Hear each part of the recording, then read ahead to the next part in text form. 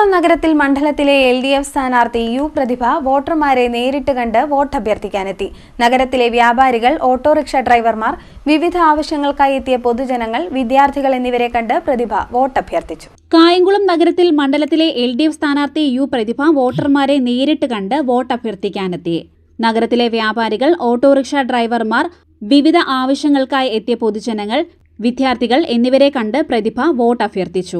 സംസ്ഥാന സർക്കാരിന്റെ വിവിധ വികസനക്ഷേമ പ്രവർത്തനങ്ങളും മണ്ഡലത്തിലാകെയും കായംകുളം നഗരത്തിലും കഴിഞ്ഞ 10 വർഷം നടത്തിയ വികസന പ്രവർത്തനങ്ങൾ എടുത്തു പറഞ്ഞായിരുന്നു പ്രചരണം.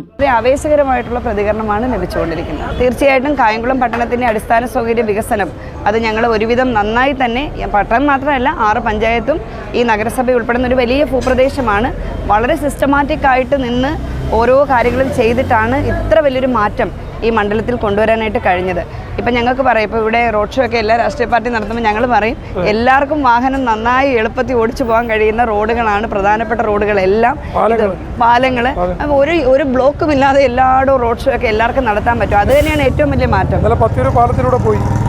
അതെ, പ്രധാനമായിട്ടും ഞങ്ങൾ എല്ലാവരും ലക്ഷ്യം വെക്കുന്നത് ടൂറിസം സെക്ടറാണ്. കായലിലേക്ക് ഞങ്ങൾക്ക് കൂടുതൽ പദ്ധതിയുമായിട്ട് ഇറങ്ങാൻ കഴിയാതിരുന്നത് എന്താ? ആദ്യം ജനങ്ങൾക്ക് സഞ്ചാരയോഗ്യമായ കാര്യങ്ങളെല്ലാം ചെയ്തതിന് ശേഷം വേണം കായൽ ടൂറിസത്തിലേക്ക്. ഇത്തവണ നമ്മൾ ലക്ഷ്യം വെക്കുന്നത് കായൽ ടൂറിസമാണ്. പ്രത്യേകിച്ച് അതുകൂടാതെ സ്ത്രീകൾക്കും കുഞ്ഞുങ്ങൾക്കും വേണ്ടുന്ന ഇപ്പം തന്നെ സ്ത്രീ സൗഹൃദ വിശ്രമ കേന്ദ്രം പ്രധാനപ്പെട്ട എല്ലാ സ്ഥാപനത്തിനും ചെയ്തു. ആലപ്പുഴയിൽ ഏറ്റവും കൂടുതൽ സ്ത്രീ സൗഹൃദ വിശ്രമ കേന്ദ്രം ഇപ്പം നോക്കുകയാണെങ്കിൽ സിവിൽ സ്റ്റേഷനിൽ പുതിയത് പണിതിട്ടുണ്ട്, പോലീസ് സ്റ്റേഷനിലുണ്ട്, ഗേൾസ് സ്കൂളിലുണ്ട്, നോക്കുകയാണെങ്കിൽ ടെക്നിക്കൽ സ്കൂളിലുണ്ട്. അതായത് കൂടുതൽ ആൾക്കാർ വരുന്ന സ്ഥലത്തേക്ക് ആ സ്ഥാപനത്തിനാണ് ചെയ്തു കൊടുത്തിരിക്കുന്നത്. നഗരസഭയുടെ സഹകരണം പൂർണ്ണമായിട്ടുണ്ടെങ്കിൽ സ്റ്റേഡിയവും ITയും കഴിഞ്ഞ നഗരസഭ ITയുടെ സ്ഥലം എടുത്തിട്ടാണ്. അപ്പോൾ അതാണ് അടുത്ത ഞങ്ങൾ ലക്ഷ്യം വെക്കുന്നത്, കായൽ ടൂറിസം. കൂടുതൽ ചെറുപ്പക്കാർക്ക് തൊഴിൽ നൽകാൻ കഴിയുന്ന പുതിയ പദ്ധതി. ഗവൺമെൻറ് പുതിയ സ്ട്രാറ്റജി അതാണല്ലോ. പിന്നെ നമ്മൾ ഏറ്റവും വലിയ ഡ്രീം പ്രോജക്റ്റാണ് ആശുപത്രി.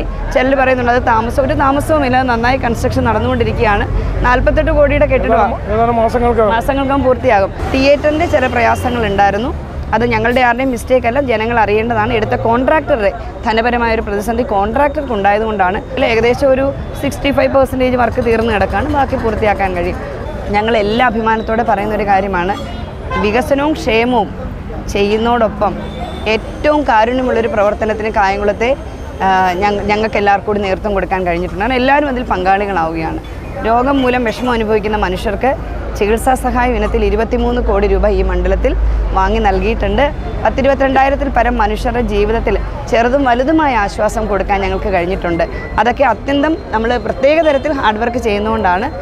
രാഷ്ട്രീയ പ്രസ്ഥാനം തരുന്ന കരുത്തും ജനപ്രതിനിധി എന്ന നിലയിലുള്ള അനുഭവവും ഇത്തരം പ്രവർത്തനങ്ങൾ ഏറ്റെടുക്കാനായിട്ട് എന്നെ സഹായിച്ചിട്ടുണ്ട്.